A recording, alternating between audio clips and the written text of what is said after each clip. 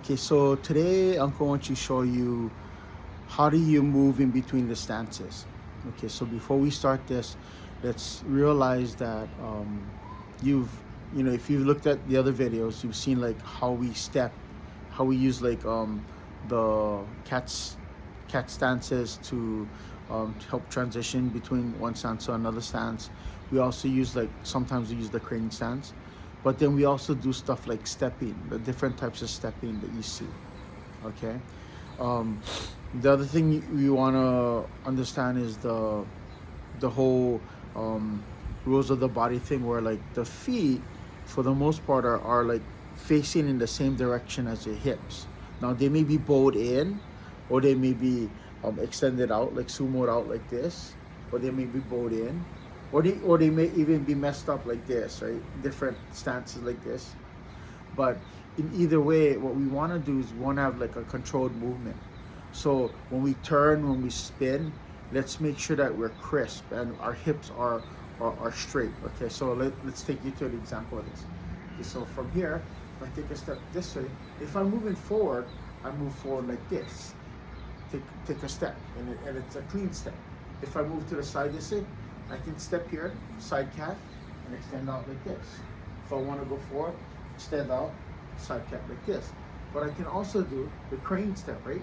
The crane up like this, the closed crane or the hanging horse, right? Depends upon what you want to call it. Turns into the open crane, and then we step down and we pivot our hips this way, and now our hips are square again. Okay? When we move, we also have stuff like this where we can either circle out like this, moon step out, right? Or we can chicken step, right? We can do chicken step. So like we're at chicken step, right? Instead of like I can do like the cat, or I can just keep it chicken step, and then from here I can extend out horse stance. Okay? So watch me. I can touch my foot and then extend out. So let me go like this so we can see a little bit better. This way, and then I touch and extend out, and I'm straight. Okay? So my feet is straight like this. I move this way, stand up, feet is straight. When I control my movement, I control this way. I step this way, extend out, step. Hips are straight. Take a step back, hips are straight. Okay? Now, if I decide to turn, spin forward, right? Watch. I try to keep my hips straight. This way, I spin forward. 90 degree, right? Or I can take a step backward like this, and then extend forward 90 degree. Slightly adjust. I may both a step in or the stance in, but then I come out and I readjust to make sure that I'm centered. Okay? I step this way. Look, watch me. I can move subtle like this. Subtle movement like this. Keeping it straight. This way. Keeping it straight. So that's kind of what we want to work on when we're moving through the stances. Okay? Try to do a touch, step out, or come up, crane stance, step out. Okay? Even when we do like our horse stances, when we transition from one to the other, right? We're here, we come here, and we touch, step out this way, extend it out like this way. Okay? You can move any way you want to, but the whole intent is that you want to have your movement be controlled. Okay? You want to have your movement be controlled, start, and then stop. And then what you want to do is you kind of want to sink down and root in that situation. One exercise that you can do, or one drum that you can do with a friend, is you have them push you. Okay? And I'm going to simulate an individual pushing me. Okay? So they push you, you're like static in a particular stance. They push you, and you're going to move, right? And then you adjust. Okay? They're going to push you again. You're going to move, and then you adjust. They're going to push you again. You're going to move, and you're going to adjust. Okay? So the whole intent of your movement is, as you move from one stance to the other stance, right? To the other stance, this kind of stuff, your movement is square. This way. Okay? Even as you come back down like this, you're keeping that stepping this way. Okay? You try to keep it as square as you can, move. And I know it seems like more like a karate-ish, where like your movement is more like stable and straight, right? Pivots, rotating the hips, okay?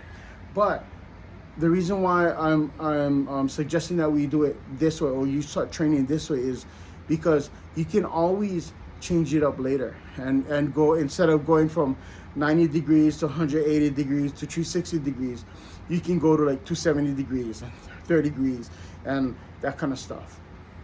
Okay, but before you go to do those type of weird angles, it's best if you keep things straight, because that way you have a comparison, right? You're here, you're straight, and then you know now you're this way, and it's clean, right? But it's hard to go from here and then go to like kind of like a weird thing like this, because then it looks weird. The symmetry looks kind of not correct. So when you first start off moving between your stances, try to be crisp, clean, perpendicular, hips straight as best you can. Try to walk within the different types of stances that you do, and then go slow. It doesn't have to be perfect, okay? Step accordingly to the type of stepping that you're doing. You know, the moon stepping, or if it's not moon stepping, triangle stepping, the diagonal, straight diagonals, or like a chicken step, 2 feet on the ground, or cat stepping, 1 foot back, that kind of stuff. Okay, and then what you want to do is you want to kind of use the different types of stepping through the different types of stances, but at the same time be as stable as you can. So separate the stability portion from the stances. First, work on your stances and moving through the stances, right, in the best way you can. And this is going to be just trial and error for yourself, because I'm not going to be there to correct you. Okay, you can have somebody else look at you, or you can have somebody else videotape you. You can watch. Are you perpendicular when you move? Do you look stable when you move? Then the second thing you want to do is basically you stand in a stance and you have somebody bowl you over.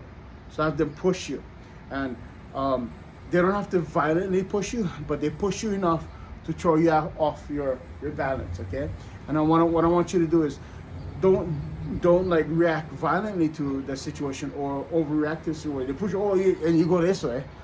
More like they push you and you go with it and you walk with it, and then you stop. They push you, you walk with it, and you stop.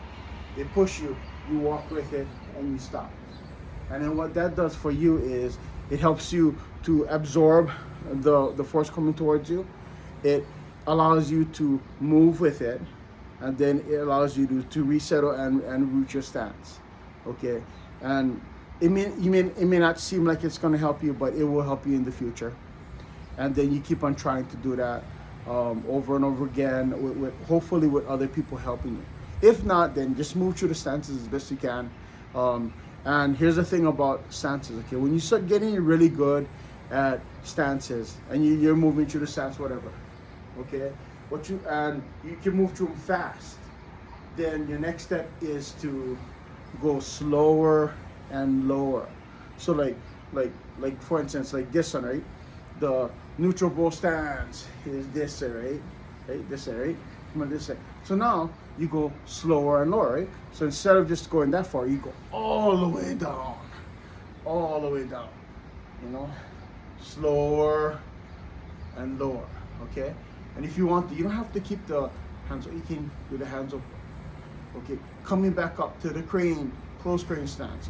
You know, you go up and slow, kind of like an isometric move, right? Going slow and stop. Coming back like this. Take a step back. This side. Okay? Slow. Slow and low. So start, go through each of the different stances. Try as best you can to mimic what I showed you. Maybe my mimic is not good. Maybe go online and go check it out. Some other person's mimic, right? Or some other instructor's stance. And then get into that stance. And then from there, move into a different stance. Try to transition, eh? Can you go from the horse stance to the bow and arrow stance? Can you go from the bow and arrow stance to the crane stance? Can you go from the crane stance to the cat stance? Can you go from the cat stance to half horse stance, or from the like the high back stance, right? Or can you go to a low back stance, or the tiger taming stance?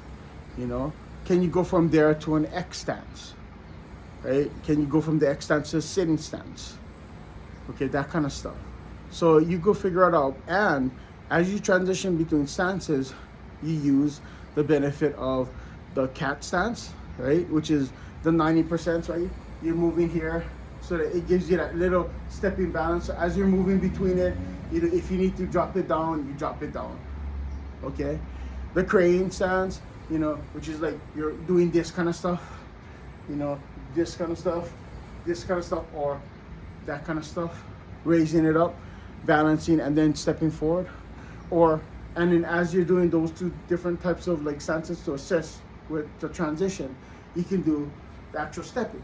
When you come back down, are you gonna step like the chicken, right? Are you gonna step like the crane? Are you gonna step in a cat? Okay, are you gonna moon step, or are you gonna triangle step? Okay, are you gonna do bamboo step, right? Or are you gonna do a normal step? What kind of step are you gonna do? And then you do that one to the other as best you can. And it's hard because this video environment that I'm showing you is so small. You can't see all the stepping that goes through. Plus, like, Uncle, you're still trying to get back into shape, right? So he can't. His movement is not as crisp as it used to be when he was better calibrated, right? So anyway, hopefully you got something out of this video, moving through the stances, okay? Using whatever you got, whatever videos I provided in the past.